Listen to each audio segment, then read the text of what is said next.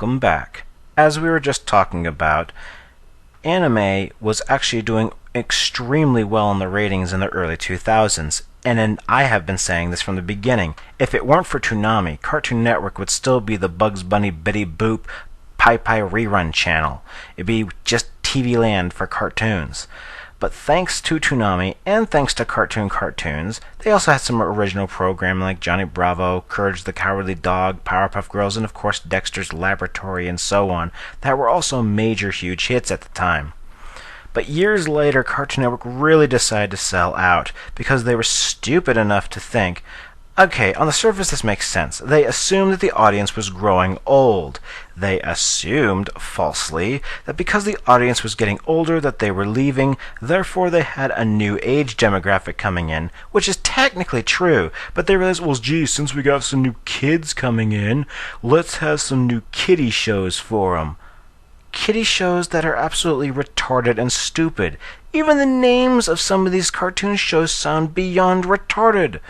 My gym partner's a monkey? Just the name screams bad show. And some of the other shows that I just despise, like that, I don't know the name of the show, but I actually watched 2 episodes of it on the treadmill at the gym. It was some kind of surfer show where they have these girls like, okay, like we're still going to the mall and some junk, and then we're going surfing, and then, oh my gosh, we're going to hang out with these boys, and like, oh my gosh, we're going to go shopping again, and then we're going to do... Alright, I know what some of you are thinking. Well, wait a minute, you're a Sailor Moon fan, isn't that a girly show? Let me tell you something. The Sailor Scouts are nothing like the girls in this show I was talking about. I hate Beverly Hills Hollywood girls, and that's another thing I find insulting about Hollywood, is they really truly honestly believe that life does not exist east of San Fernando Valley or west of the Hudson River. That east of California and west of New York, it's all farmland, and we're all like, dang darn, I'm gonna have sex with my sister, and we're gonna milk some cows this morning. And they honestly think that we admire and worship the Beverly Hills lifestyle. Beverly Hills girls are shallow to me, and they mean nothing to me. The reason why I was a Sailor Moon fan is because these girls seemed, ironically, they're more real to me than these stupid, hollow Beverly Hills girls.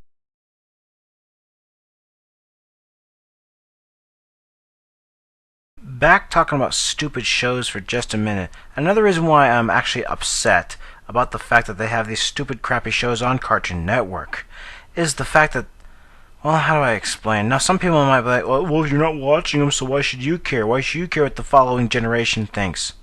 Because they're not getting quality cartoons like we used to have. We had some damn good programs, Animaniacs, Batman the Animated Series. We had, of course, Toonami. There was a time when Ninja Turtles was really good. The first 2 seasons of Power Rangers were pretty awesome.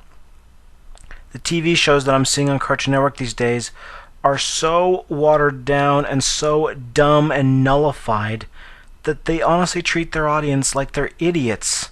And that's sad, because I don't know how or why, but there's not as much critical thinking shows. It's just, I don't know how to describe it. It's just that the way Cartoon Network is showing their shows to their new audience, they're treating them like they're idiots. Okay, where was I? Oh yes, ratings. Anyway, about 5 or 6 years ago, my family got chosen to do the Nielsen Ratings. This was also one of the last times I lived at my house, or old house I should say. So we actually got the chance to be in Nielsen's Ratings. So I was excited by this.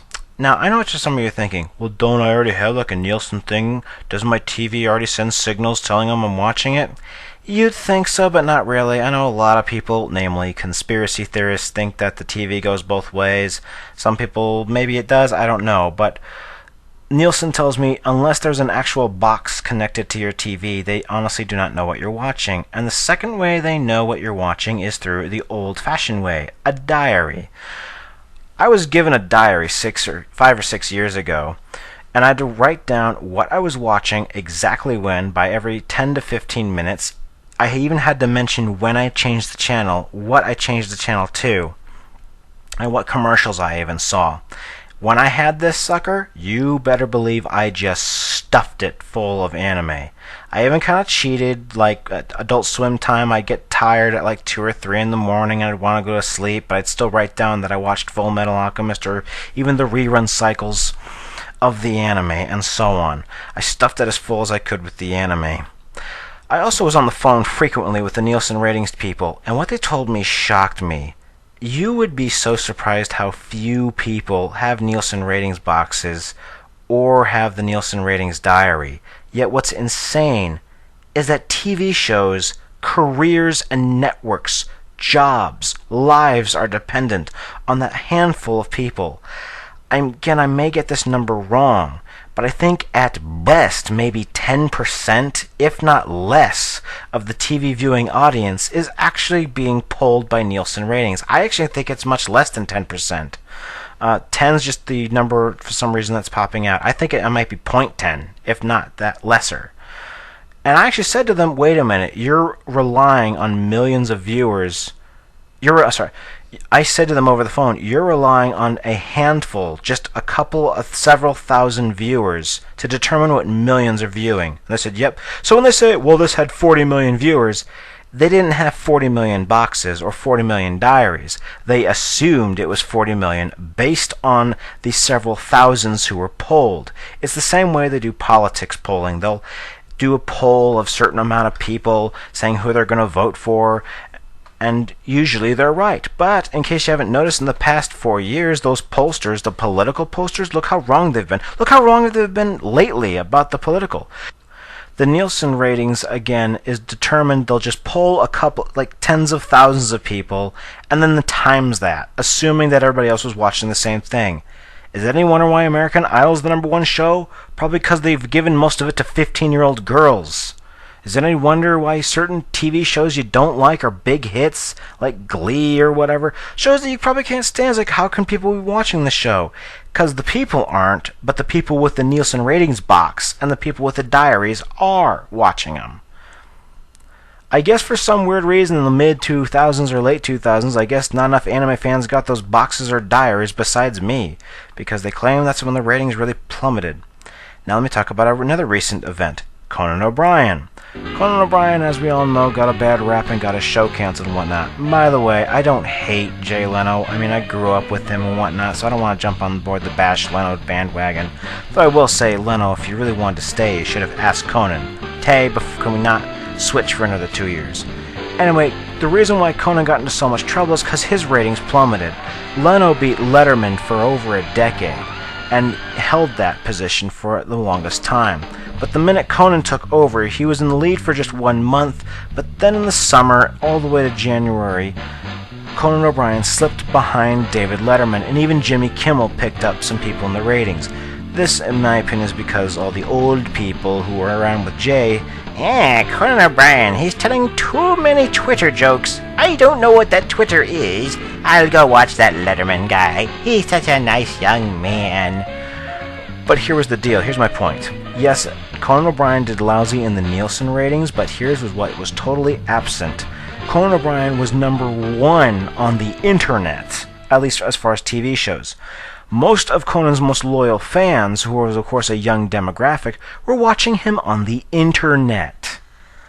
And guess what? Nielsen Ratings does not count internet ratings. That is how far behind Nielsen is. They are so far back. And like I said, when I got that diary 5 years ago, it wasn't like a text message diary. It was an old-fashioned piece of paper diary. They even gave me a pencil. Pencil? Who does anything with a pencil anymore? Again, Conan O'Brien got in trouble with NBC over a variety of things, and I know Leno was one of the reasons and so on, but it's a fact. Conan dropped behind Letterman, and the reason why nobody's talked about this is because Letterman got in a sex scandal, which not only did not hurt his career, it actually helped his career because everybody started watching him to hear what he was going to say. But just because Conan went behind in the TV ratings, his ratings skyrocketed on the internet. Most of his most loyal fans would watch episodes, and for the record, I was one of those people who would watch a Conan O'Brien Tonight Show episode on the internet instead of watching it on the TV. But again, neither NBC nor Nielsen said those counted. And the Nielsen ratings is solely based on this. And again, advertisers rely on this. What does Nielsen have to do with the livelihood of a show existing or not existing?